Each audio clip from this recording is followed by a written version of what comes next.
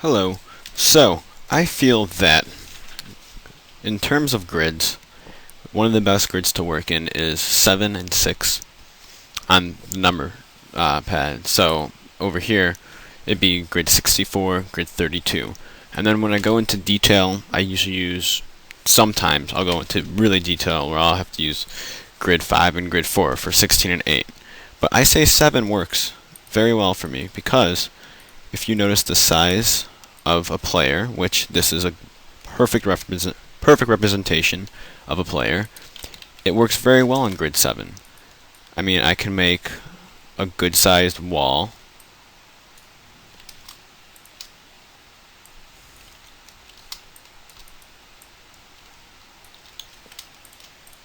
that's very proportional to the player himself. And when creating details for the player and other things like stairs and whatnot, grid 6 and 7 work very well. For instance, when I'm making stairs, grid 6 is the spacing I use vertically.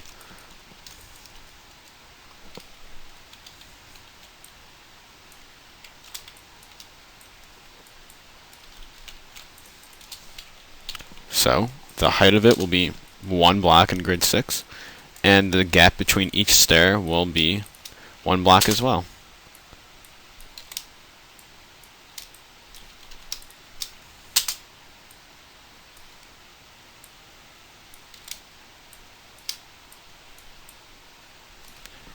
And that height works perfectly when you're in game and you're walking up these stairs. It's perfect. There's no bumpiness to it. It's very nice, and it's very proportional. It's proportional to grid 7.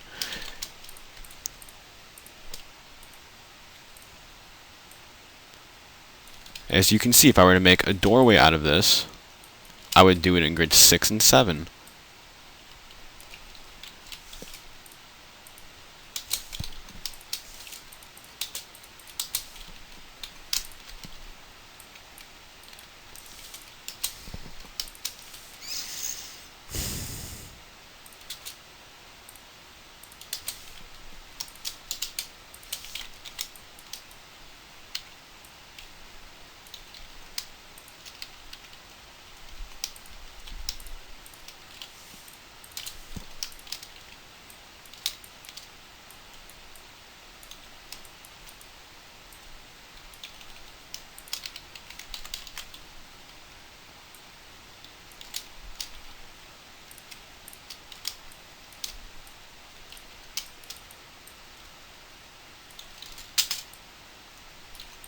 And now I have a good looking doorway, and that was all done in grid 6 and 7. And the only times I'll use grid 5 and 4 really are if I'm putting detail into something and I'm working on grid 6 and I land that I have to cut in between a block. And when you work in smaller grids, it's very hard to line things up. If I wanted to make a wall corner to this, I could just turn it and I have it perfect in grid 7. Now when you're working on a smaller grid, like if I was working on 4, well, it's just like, say, 3 or 2. When you go to move it, it's too hard. It doesn't really snap into place well. Unless you zoom up really closely, and then you notice, oh, there's a gap here, and then I have to do that. But, I mean, when you're working in better grids, like 7, it just clicks in very well. And same with length and whatnot. If you're making something long and you want to make it even to another object, it's very easy to line it up. If I had this in a smaller grid like 4, it'd be hard to line it up and just eye it out and line it up. I'd have to zoom in and I'd have to get it all the way up to here. I mean, it's just very easy to work in 6 and 7. And that, of course, is entirely my opinion, but someone asked me to make a video discussing this, so I did it at request, and I, honest to God, gave what I do with these grids. So I also hope this video helped out well. I'm pretty sure I showed a pretty good display of why grid 7 works very well for me, and grid 6 and whatnot.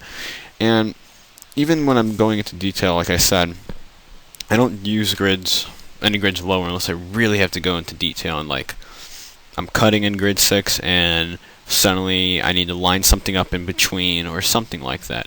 I mean, I can't think of anything right now to show off the top of my head, but in the future I might be able to show you guys. You might see in one of my videos where I go into a smaller grid to make that detailed cut or to line something up. But in general, you will always notice that I'm working with grids 7 and 6. So I hope this helped everyone out.